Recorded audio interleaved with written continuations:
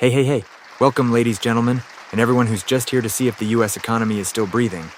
You're tuned in to the Sanction Show, where we turn world-ending political news into something slightly less soul-crushing and way more hilarious.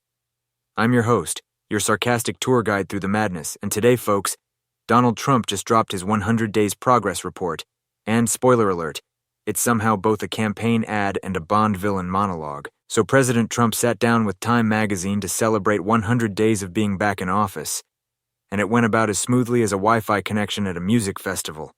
First he says he's not expanding presidential power. Nope, he's just, quote, using it properly.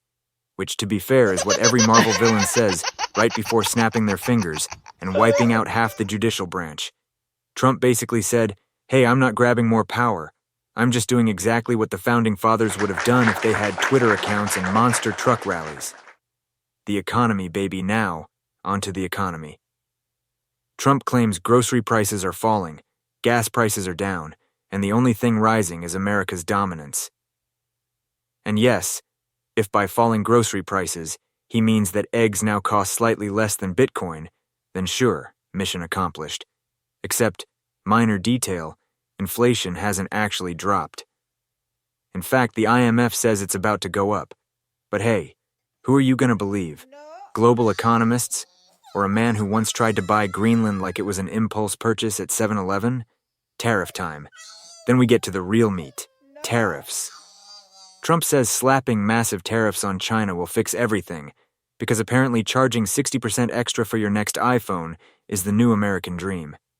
He proudly told Time that Walmart, Target, and Home Depot bosses all support him, which is a little like saying, don't worry, the Foxes think it's a great idea to build a new henhouse inside the firework factory.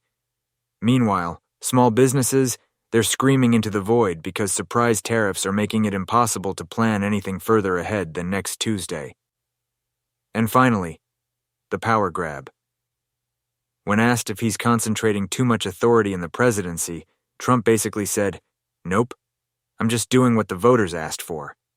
Because nothing screams small government like firing agency heads, steamrolling the courts, and running the economy like it's a TikTok side hustle.